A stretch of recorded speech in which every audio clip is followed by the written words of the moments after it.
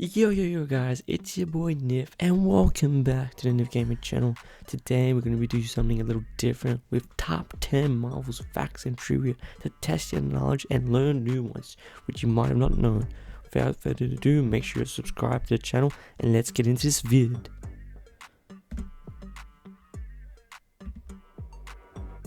What color was Hulk originally? That's right, what color was he? A. Green, B. Grey, C. Black, D. Red, or E. White? You got 5 seconds to answer. What is it, guys? Alright, so the answer is B. Grey. The first appearance of Bruce Banner will transform into a grey-skinned Hulk. That's right, grey. Stan Lee, the man who created the Incredible Hulk, originally envisioned a grey-skinned Hulk. Luckily, he was made green after the first few issues of the printing comics, due to the grey tone in the 4-color printing process coming out different every single time. Alright, the next question, guys. Who was the first Marvel superhero? Is it A. Captain America, B. Spider-Man, C. Iron Man, D. The Human Torch, or E. Captain Marvel? Got 5 seconds to answer. What do you reckon it is, guys? Well, the answer is in fact D. The Human Torch.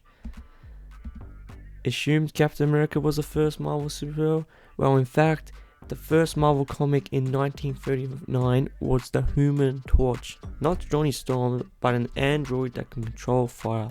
It sold more than 800,000 copies. Not bad for the first, but the fave Cap wasn't born into the world until 1941, selling over 1 million copies. Alright, the next one. Who created the famous line, "He's a friend from work"? We know that comes from Thor Ragnarok. But who said it? Was it A. Taika Waititi, who is the director of the film, B. Chris Hemsworth, C. a kid, D. fans, or E. 4? You got 5 seconds to answer that one. Where do you think it is, guys? Well, in fact, the answer is C. a kid. The famous line from Thor Ragnarok with Thor shouting, "He's a friend from work," made immense waves on social media. It came from a kid visiting the set as part of the Make-A-Wish Foundation, who suggested the line to Hemsworth during a break between takes. What a cool Easter egg. The next one. Which language do condoms speak? Is it A. Hoksha? Is it B. Swahili? Is it C. Yoruba? D. Igbo, or E. Fula? Which one do you reckon it is, guys? Take a guess if you don't know. Well, the answer here, guys, is A. Oksha. Did you know the scenes of T'Challa and his kin from Wakanda speaking in their native tongue use a variety of Oksha, a real language spoken predominantly in Zimbabwe and South Africa, which are close to where Wakanda is situated in the MCU. The next one. Which other film series does Marvel own? Is it A. Jurassic Park, B. Men in Black, C. Harry Potter, D. Justice League, or E. Lord of the Rings? 5 seconds to answer. Well, the answer is B. The Men in Black. The famous Men in Black, the suited angels of the acclaimed 1997 to 2012 film series, are by right ownership of Marvel license. Yep, the company bought the previous publisher Malibu in 1994, but all the films, shows, and video games have been Marvel productions. That's pretty cool to see that. Alright, the next one. How many catch-up lists did Steve have? So remember the catch-up list in the movie? So did you have 1? Do you have 3, 5, 7, or 10? What do you reckon in 5 seconds, guys? What do you reckon? Well, in fact, the answer is E, 10. So remember this catch-up list from Captain America and the Winter Soldier? Well, there were multiple versions that made at least 10, which would list icons of pop culture for whatever country the film was playing in. Example, for Australians, the list contained Steve Irwin and Skippy for French viewers.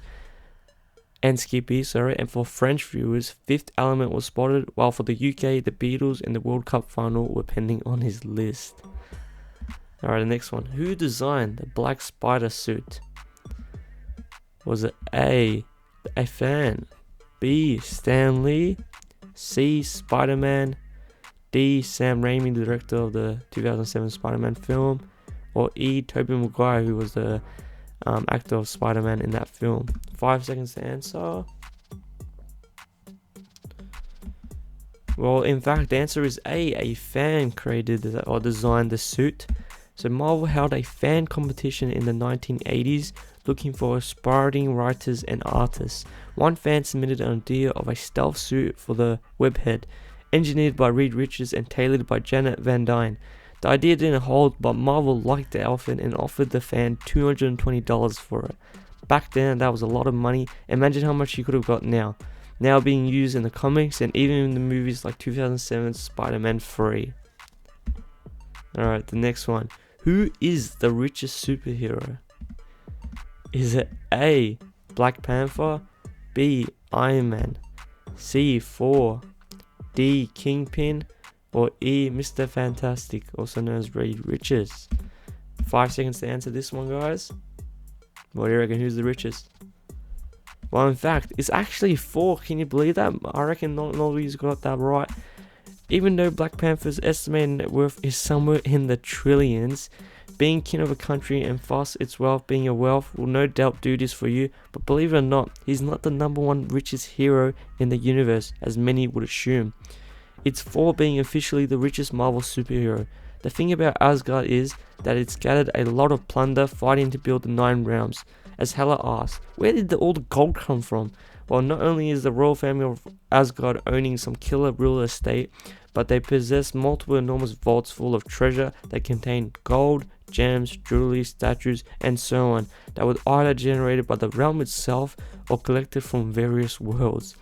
We're not given a solid value, but since they're a realm of gods, they may have enough gold and precious things and artifacts to surpass the value of Wakanda's vibranium reserves. That's pretty cool. So, did Downey Jr. make the initial cuts for Iron Man? So, A is yes or B no. Did he make the initial cuts? 5 seconds to answer. What do you reckon? Yes or no? Well, in fact, it was no. He did not make the initial cuts. So there's a possible chance of him not being Iron Man. It's kind of difficult to imagine as Iron Man not played by Robert Downey Jr., but that almost happened had John Favreau not insisted. The drug and alcohol habits that nailed him the role were initially a red flag for Marvel producers when Iron Man was being made. John Favreau said, "It was my job as a director to show that it was the best choice creatively, and now the Marvel Universe is the biggest franchise in film history." What a cool fact. Alright, the last one, guys. The Xaviers/Jean Grey School have a history of exploding. Is it A, yes, or B, no? 5 seconds, what do you reckon, guys? Well, obviously everyone knows this. It must be A, yes. It is a running joke in X-Men that Xaviers School for gifted youngsters gets destroyed quite regularly. It has been attacked at least 7 times, including by Juggernaut, the Skrulls, Onslaught, and Phalanx. Most adaptations in the movies, TV shows, and video games involve the school coming in attack at least once. Let's just say if I was a mutant, I might reconsider the offer. Alright, thank you for watching, guys. Make sure you subscribe to the channel. If you liked it, like down below.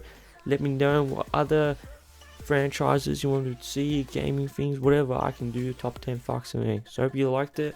Make sure you subscribe. See you on the next one. Peace.